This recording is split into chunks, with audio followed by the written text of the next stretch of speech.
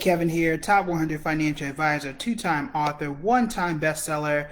And I want to give you the biggest reason why people are losing money in the stock market and what tends to trip up investors over and over and over again. And this is a great case study because we just went through this and we're still kind of going through it now. But before we get to it, make sure you go grab your phone, go and hit the share button. I am doing that right now, as you should be doing. And here we go. And hit the share. And boom.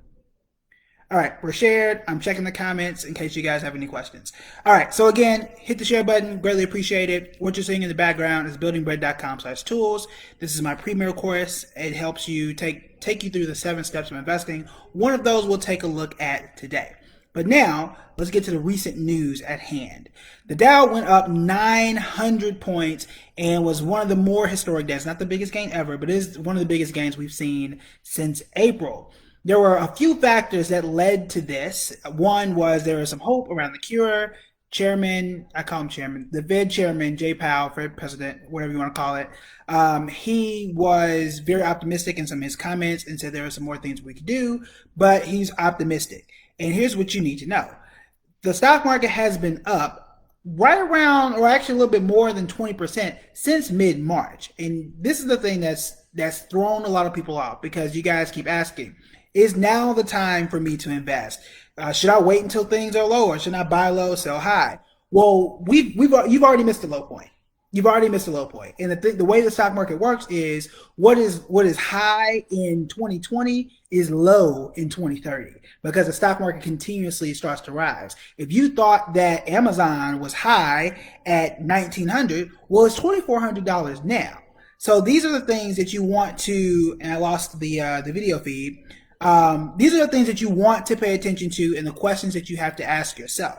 So what I want to impart on you and what I see a lot of investors do is they use recent data that really throws off everything else in your schedule and in your investing. So for example, going all the way back into 2009, the stock market has been going up from mid 2009 up until really March 2020. The stock market had only been down. It had only been down for about 35 days and people panicked. So let's take a look. This is Yahoo Finance. You guys know this is one of my favorite tools. We're going all the way back from January 2009 to today. All right, as you see, the stock market is pretty much going up and we have a dip here and we have a dip here. This right here has been the coronavirus. This is what everybody was panicking about. This is what people were cashing out of their 401ks about. If you look at the bottom, you can kind of see it's really January 2020.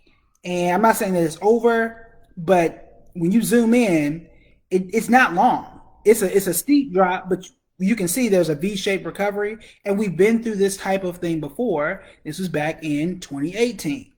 Like I've been telling you guys, these things do happen. You can go back and check the videos I was doing in early January. These things do happen. We do tend to recover. Sometimes it takes 18 months. That's the average.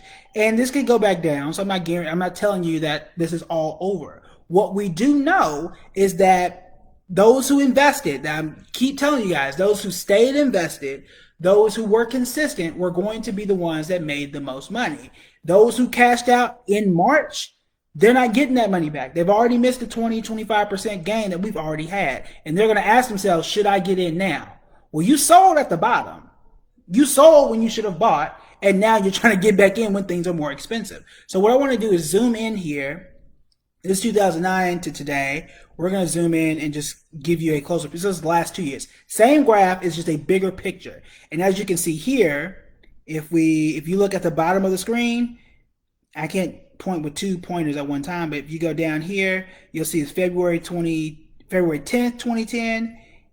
The bottom, quote unquote, was at March 16th. So it was really about a month and some change. So I say like 30, 35 days or so. And that was it.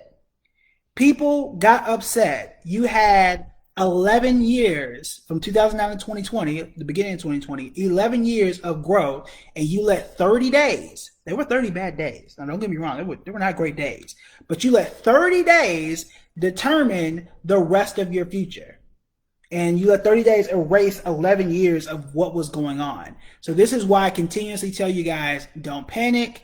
Don't don't sell out. Either just stay and do absolutely nothing. If you did nothing, you would have gotten this gain here. If you continuously invested, you would have gotten more.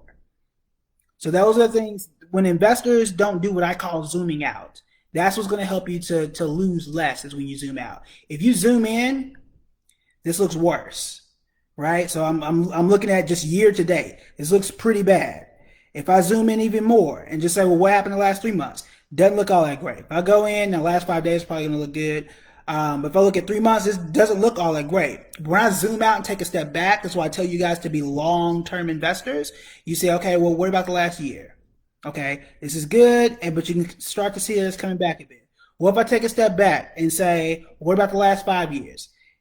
It's not good, but you can see how short this period was. It was not that long. Even this one, when we dropped here, was not that long, but we know that the market almost always comes back. And that's the message. You have to be able to step back. Investors make a mistake. When this happens and it drops, people get out. People say, oh my God, I can't see. I want to get out of this.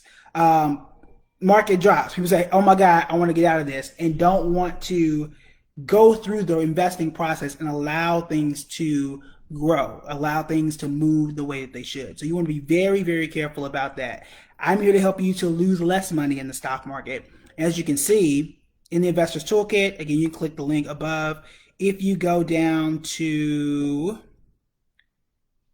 Module 5, we talk all about that. So how do you test drive your investments? How do you make sure and know you're never going to be able to tell the future, but you are going to be able to say, this is what I expect to happen because this is what I saw in 2008. This is what I saw the last time the market dipped.